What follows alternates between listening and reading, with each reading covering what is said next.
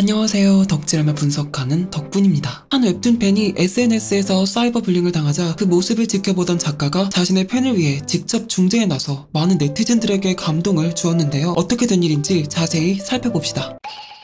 청소년들의 삶을 그려낸 네이버 화요 웹툰 집이업서는 특유의 개성 넘치는 캐릭터성으로 많은 팬층을 보유하고 있으며 그에 따라 많은 팬들의 2차 창작 또한 활발하게 벌어지고 있는 작품이었습니다. 집이업서의 팬이었던 A 또한 혼자서 학생증 굿즈를 만들어보고 싶다는 생각을 하게 되었고 시험삼아 그린 시안과 함께 제작을 고민하는 글을 올리자 많은 팬들에게 호평을 받았습니다. 그 후 개인 소장 목적으로 굿즈를 제작해 실물 사진을 업로드하자 공식 굿즈에도 손색이 없을 만큼 높은 퀄리티에 많은 분들이 찬사와 함께 통신 판매를 열어주길 요청했고 팬 A 또한 이러한 성원에 화답하며 소규모의 통판을 진행했습니다. 그렇게 1차 통판을 성공적으로 마친 후에도 계속해서 팬들의 재판매 요청이 들어와 2차 통판을 준비하던 상황에 A씨에게 한 문의가 도착했는데요. 바로 그림체에 대한 염려였습니다. 한 네티즌은 해당 굿즈의 그림이 A씨가 직접 그린 것이지만 원작의 그림체와 매우 유사하여 공식 굿즈로 오인될 수 있다는 것과 작가님이 2차 창작 굿즈의 판매를 허용하셨더라도 이러한 오해의 요소가 있는 굿즈를 판매해도 괜찮은 것인지 팬 A에게 문의했습니다. 이러한 문의를 받은 팬 A는 염려가 되는 부분을 인지하고 집이업서의 작가님이신 완한 작가님에게 직접 메일을 보냈습니다. 팬 A는 작가님에게 바쁘신데 죄송하다는 말씀과 함께 자신이 직접 그려 판매한 2차 창작 굿즈가 판매 도중 공식 그림체와 유사하다는 지적을 받았으며 판매 가능 여부에 대해 여쭙는 것과 동시에 혹 문제가 되었을 경우 이미 판매한 건을 자신이 책임지기 위해서는 어떠한 행동을 취해야 하는지에 대해 여쭈었습니다. 이러한 메일을 받자 완한 작가님께서는 그림체 닮아도 문제 없습니다. 와, 너무 귀엽게 잘 만드셨네요. 많이 버세요. 겁먹지 마세요. 라고 친절하게 답변해주시며 팬 A를 안심시키셨습니다. 이후 팬 A는 작가님께서 주신 이러한 답변을 자신의 SNS에 올렸는데요. 원작자에게 허가도 받았겠다. 이제 사건은 평화롭게 마무리될 일만 남은 것처럼 보였습니다. 그러나 예상과는 달리 사건의 불길은 더욱 커졌는데요. 그 이유는 작가님의 직접적인 허가 사실이 알려졌음에도 팬 A를 향한 네티즌들의 비난이 멈추기는커녕 더욱 거세졌기 때문입니다. 얘는 생각이 없냐? 나는 작가 답장이 더 무서운데 미친 거 아니야? 답한 다음에 메일 보내면 어쩌란 거야? 나라도 귀찮은 일 만들기 싫어서 그냥 돈 많이 벌라고 할 듯. 딱 봐도 비꼬는 건데 좋다고 올리네? 됐고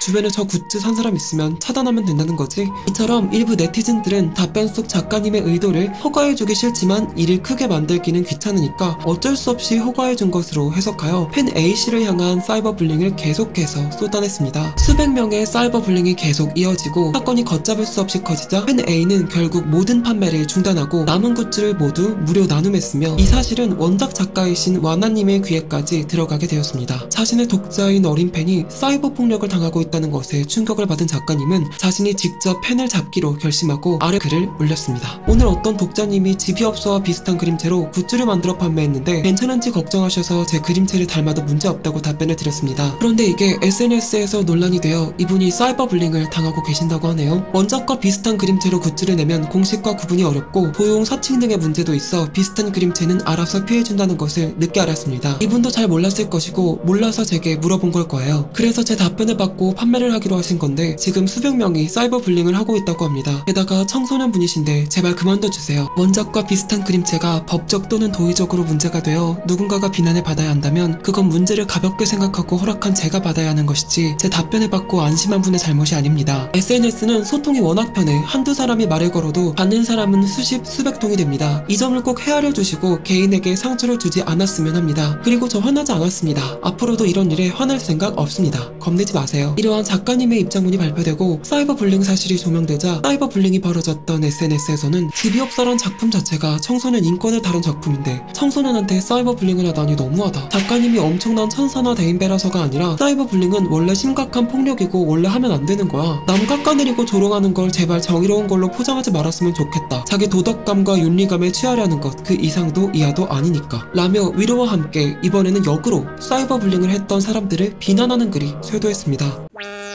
이번 사건을 보고 저는 많은 것들을 느꼈습니다. 첫 번째로 완한 작가님의 멋진 면모였습니다. 완한 작가님은 데뷔작 어서오세요 305호에서 성소수자에 대한 이야기를, 집이업사에서 청소년에 대한 이야기를 다루면서 작품을 통해 사회적 약자와 소수자들의 삶에 귀 기울이시는 면모를 보여주셨는데요. 이러한 신념을 단순히 작품 세계에만 녹여내는 것이 아니라 실제 행동으로까지 옮겨주시는 모습이 정말 진짜 어른 같다고 느꼈습니다. 뿐만 아니라 자신의 팬이 공강에 빠졌다고 한들 공인의 신분인 작가의 입장에 입장에서 선뜻 나서는 게 쉽지 않음에도 어린 독자의 보호를 위해 망설임 없이 나서는 모습이 한 명의 독자로서 큰 감동이었습니다. 두 번째는 사이버상에서의 표현 방식의 중요성입니다. 팬 굿즈를 만들었던 팬 A도 팬 굿즈에 과도하게 이의를 제기했던 유저들도 모두 그 행동의 동기는 작품과 작가를 사랑하는 마음이었을 것입니다. 그림체에 대한 지적 또한 좋아하는 작가님의 권리가 행여 침해되지 않을까 하는 이타적인 마음에서 비롯된 것이었으나 그것을 표현하는 방식이 사이버 불링이라는 형태가 되자 그저 타인에 대한 조롱과 비방밖에 남지 않게 되어버렸습니다. 원작 그림체 빼다 박았네? 얘는 생각이 있냐? 염려되어서 드리는 말씀인데요. 혹시 굿즈의 그림체가 원작과 많이 유사하여 공식 굿즈로 혼동이 될 수도 있을 것 같은데 어떻게 생각하세요?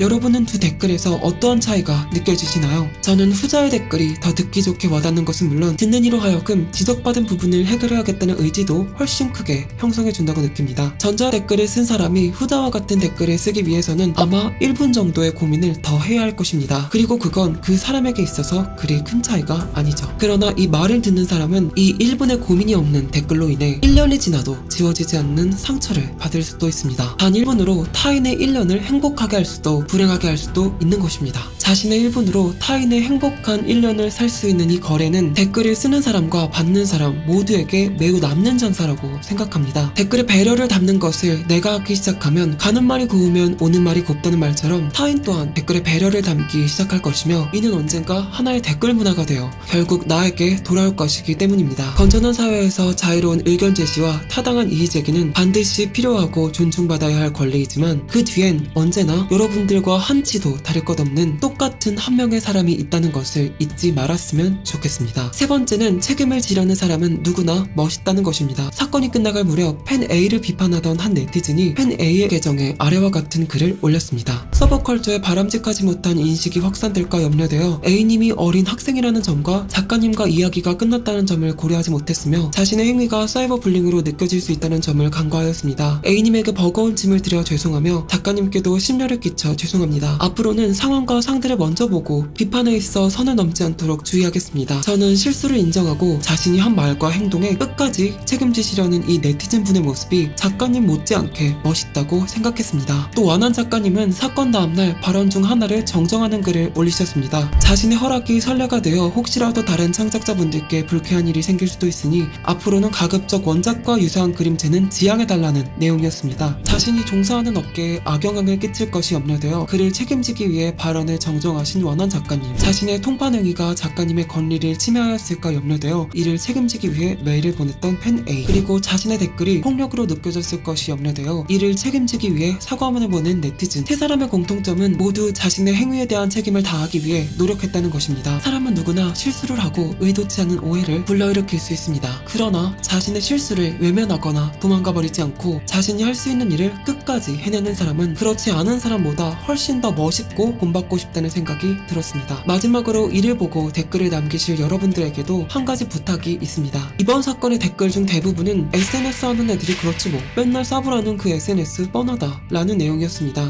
저는 이 영상의 목적이 그리고 여러분들의 교훈이 또다시 누군가에 대한 비난으로 끝나길 원치 않습니다. 이러한 혐오의 연쇄는 결국 이번 사건의 연장선일 뿐이며 우리에게 어떠한 생산성도 주지 않은 채 분노만을 남긴다고 생각하기 때문입니다. 상처받았던 팬 A에게 진정으로 필요했던 것은 사이버 불링을 했던 사람들에 대한 비난이 아닌 진심 어린 따뜻한 사과였던 것처럼 여러분도 무분별한 비난보다는 피해자에 대한 위로와 배워야 할 점을 이번에도 그럴 줄 알았다 보다는 다음에는 그러지 말자 라는 말을 할 수 있는 사람이길 바랍니다. 나그네의 옷을 벗긴 건 매서운 바람이 아닌 따사로운 햇살이었던 것처럼 여러분들이라면 따스함으로도 원하는 바를 얻어낼 수 있는 햇살이 될 수 있을 것이라고 믿습니다. 그럼 오늘도 여러분 덕분입니다.